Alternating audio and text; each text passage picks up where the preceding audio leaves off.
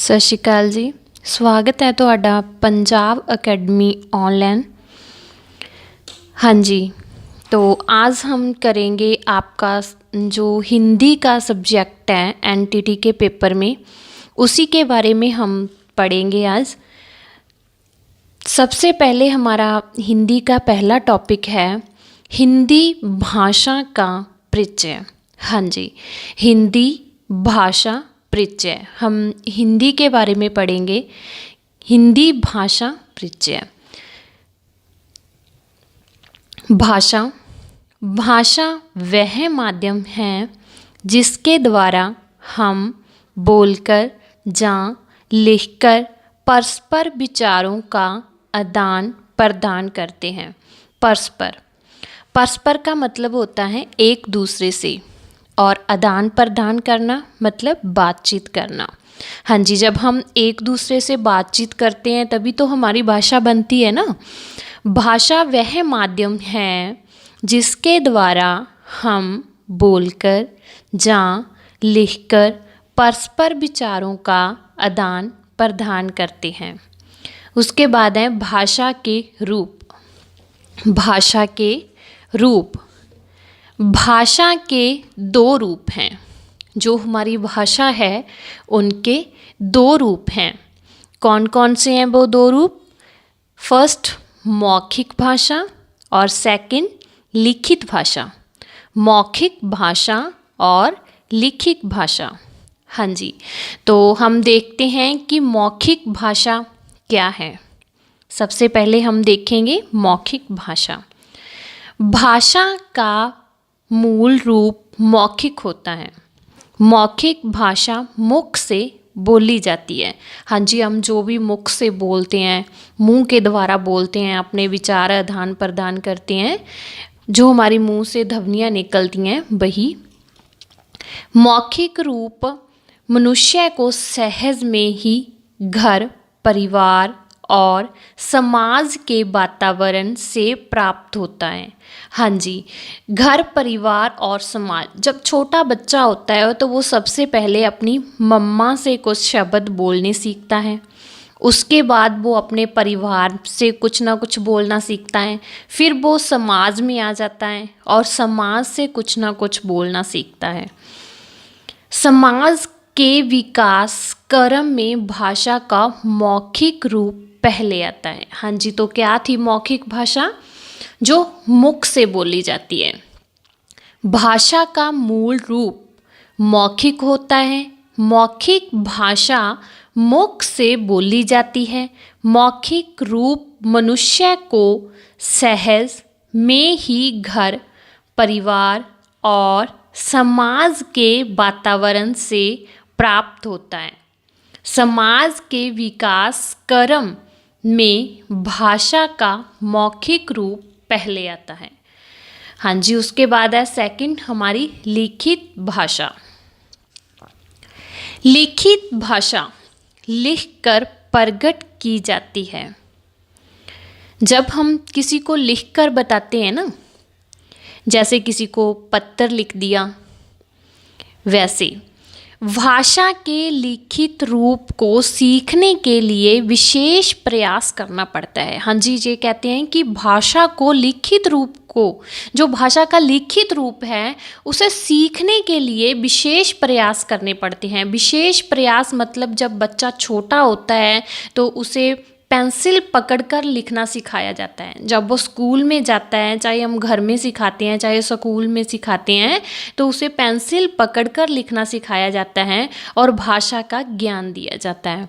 लिखित रूप भाषा को मानकता एवं स्थायी रूप प्रदान करता है। हाँ जी, मानकता मतलब प्रमाणिकता, और स्थायी रूप प्रदान करता है। स्थायी रूप जो लिखा हुआ रहता है, मतलब जैसे कि आप देखोगे कि गुरु गोविंद सिंह जी ने जो ग्रंथ लिखा था वो अभी तक भी लिखा हुआ है, वो स्थायी है, जो रहता है। अनेक प्रकार की पोथियाँ लिखी होती है जो, उसे कहा जाता है स्थायी, जो लिखा रहता है। हाँ जी, तो लिखित भाषा क्या थी? लिखित भाषा लिखकर प्रकट की जाती है। भाषा के लिखित रूप को सीखने के लिए विशेष प्रयास करना पड़ता है। लिखित रूप भाषा को मानकता एवं स्थायी रूप प्रदान करता है। हाँ जी, उसके बाद हम करेंगे लिपि। लिपि पहले आती है ब्राह्मी लिपि और एक है खरोष्टी लिपि। हाँ जी, जो हमारी ब्राह्मी लिपि है ये लिखी जाती है बाएं से दाएं। ब्राह्मी लिपि बाएं से दाएं लिखी जाती है। ब्राह्मी लिपि का ताल्लुक हिंदी से है। हाँ जी, जो ब्राह्मी लिपि का ताल्लुक है वो हमारी हिंदी से है। उसके बाद है खरोष्टी लिपि। खरोष्टी लिपि दाएं से बाएं लिखी जाती है, ये उल्ट लिखी जाती है। सॉरी, ये थोड़ी सी कंफ्यूजन है, ये यहाँ पर पूरा नहीं लिखा गया। देखो आप देख लो वहाँ पे, देखो ब्राह्मी लिपि बाएं से दाएं लिखी जाती है और जो खरोष्टी लिपि है वो दाएं से बाएं लिखी जाती है, वो उल्ट है। ठीक है, बस इतना याद रख लेना, बाकी सब ठीक है। लिपि के दो भाग हैं। हाँ जी, लिपि के दो भाग हैं। कौन कौन से हैं वो दो भाग? उत्तर शैली और दूसरा है दक्षिण शैली। कौन कौन से? उत्तर शैली और दक्षिण शैली। सबसे पहले हम करेंगे उत्तर शैली के 4 भाग। उत्तर शैली के 4 भाग हैं। कौन कौन से? गुप्त लिपि, कुटिल लिपि, शारदा लिपि और प्राचीन लिपि। फिर उसके बाद प्राचीन लिपि के 2 भाग हैं। हाँ जी, उसके बाद प्राचीन लिपि के 2 भाग हैं, वो हैं पूर्वी नागरी और पश्चिमी नागरी। ठीक है जी। उसके बाद है पश्चिम नागरी से हमारी जो देवनागरी है वो निकली है। जो पश्चिम नागरी लिपि है ना, उसी से हमारी देवनागरी लिपि निकली है। उसके बाद दक्षिण शैली। दक्षिण शैली में तमिल, तेलुगु और कन्नड़ ये भाषाएं बोली जाती है। ठीक है, ये लिपियाँ हैं। लिपि, उसके बाद फिर लिपि। लिपि का विकास भाषा के उद्भव के बाद हुआ है। उच्चारित ध्वनि के लिए लिखित चिन्ह निर्धारित किए गए। इन्हीं लिपि चिन्हों को ही लिपि कहा जाता है। हाँ जी, किसे कहा जाता है? लिपि का विकास भाषा के उद्भव के बाद हुआ है। लिपि का विकास भाषा के उद्भव के बाद हुआ है। उच्चारित ध्वनि के लिए लिखित चिन्ह निर्धारित किए गए। इन्हीं लिपि चिन्हों को ही लिपि कहा जाता है। नोट, देवनागरी लिपि का विकास ब्राह्मी लिपि से हुआ है। हाँ जी, ये आपको क्वेश्चन ऐसे बन के आएगा कि देवनागरी लिपि का विकास किस लिपि से हुआ है, तो वो आप लिख दोगे ब्राह्मी लिपि से। देखिए उसके आगे जो लिपि है हिंदी जो भाषाएं बोली जाती है। उसके बाद हमारे भारत में जो भाषाएं बोली जाती है हिंदी, संस्कृत, मराठी और नेपाली। इनकी लिपि कौन सी है? ये क्वेश्चन पूछा जाएगा कि हिंदी की लिपि कौन सी है, तो देवनागरी है। संस्कृत की लिपि कौन सी है? देवनागरी है। मराठी की लिपि कौन सी है? देवनागरी है। और नेपाली की लिपि कौन सी है? देवनागरी है। ऐसा करके क्वेश्चन आ सकता है। उसके बाद उर्दू की लिपि कौन सी है? तो फ्रांसीसी है। और फारसीसी की लिपि कौन सी है? फ्रांसीसी है। ओके, उसके बाद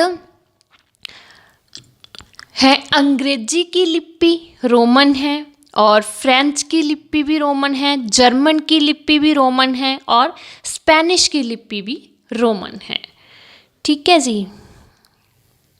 हाँ जी, तो इसमें से आपको क्वेश्चन ऐसे पूछ सकते हैं कि उर्दू की कौन सी लिपि है, तो आपने लिखना होगा कि फ्रांसीसी, या फिर वो पूछ लेंगे कि अंग्रेजी की कौन सी लिपि है, रोमन, और हिंदी की कौन सी लिपि है, तो आपने पढ़ाई है देवनागरी। ठीक है जी। हाँ जी, उसके बाद देवनागरी लिपि का विकास ब्राह्मी लिपि से हुआ। जी आपने 3-4 बार पढ़ लिया, रिपीट हो रहा है बार बार, बहुत वेरी इंपॉर्टेंट है ये क्वेश्चन कि देवनागरी लिपि का विकास ब्राह्मी लिपि से हुआ। तो क्वेश्चन में आपको पूछ लेंगे कि देवनागरी लिपि का विकास किस लिपि से हुआ, तो आप लिख दोगे ब्राह्मी लिपि से। हाँ जी, उसके बाद है हिंदी फारसी भाषा का शब्द है।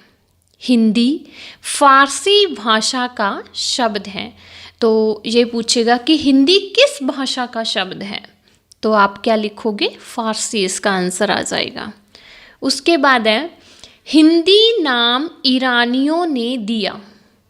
तो ये भी क्वेश्चन पूछते हैं कि हिंदी नाम किसने दिया, तो आप लिख दोगे ईरानियों ने।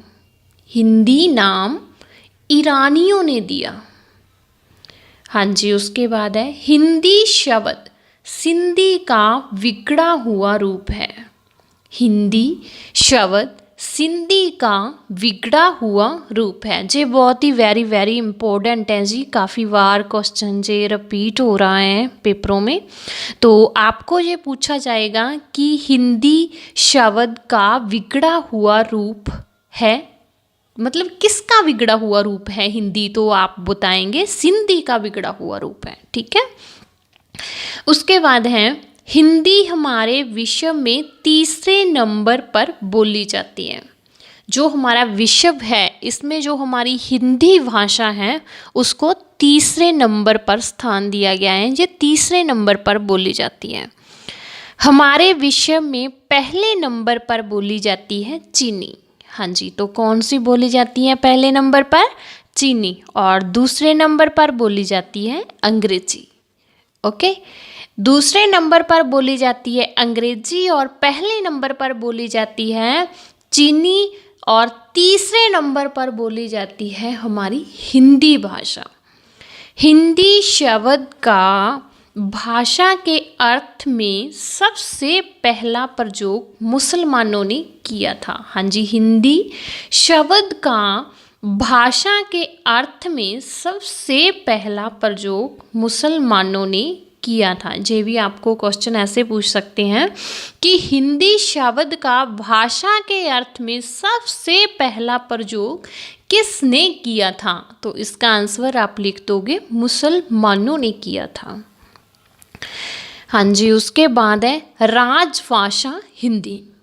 राजभाषा हिंदी स्वतंत्रता प्राप्ति के पश्चात, स्वतंत्रता प्राप्ति के पश्चात भारतीय संविधान निर्माताओं ने हिंदी के महत्व को स्वीकार करते हुए 14 सितंबर 1949 को संविधान के अनुच्छेद 343 में देवनागरी लिपि में लिखी हिंदी को भारत संघ की राजभाषा घोषित किया। हाँ जी, राजभाषा कब घोषित किया, तो हम दोबारा देखते हैं। स्वतंत्रता प्राप्ति के पश्चात, स्वतंत्रता प्राप्ति के पश्चात भारतीय संविधान निर्माताओं ने हिंदी के महत्व को स्वीकार करते हुए 14 सितंबर 1949 को संविधान के अनुच्छेद 343 में देवनागरी लिपि में लिखी हिंदी को भारत संघ की राजभाषा घोषित किया। हाँ जी, उसके बाद है प्रतिवर्ष 14 सितंबर को हिंदी दिवस के रूप में मनाया जाता है। हाँ जी, तो हिंदी दिवस कब मनाया जाता है, हर वर्ष तो 14 सितंबर को मनाया जाता है। जो वेरी इंपॉर्टेंट है, आपने याद रखना है, 14 सितंबर को हिंदी दिवस के रूप में मनाया जाता है हर वर्ष।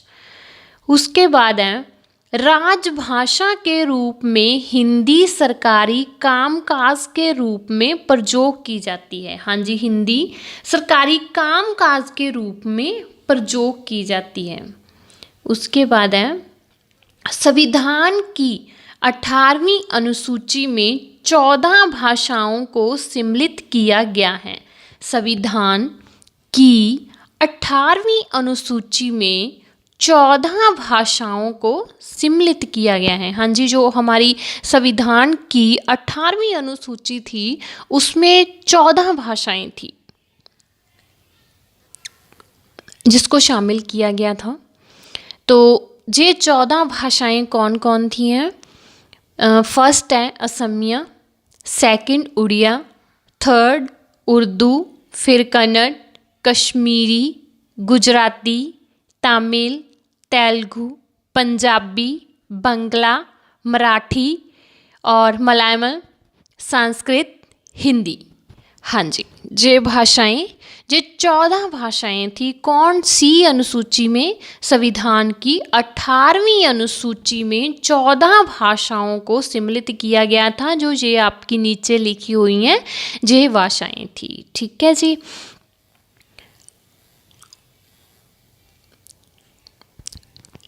उसके बाद है नोट। 21वें संविधान संशोधन 1967 द्वारा सिंधी को शामिल किया गया था। 21वें संविधान संशोधन 1967 द्वारा सिंधी को शामिल किया गया था। हाँ जी, तो ये था हमारा आज का टॉपिक हिंदी का। हाँ जी,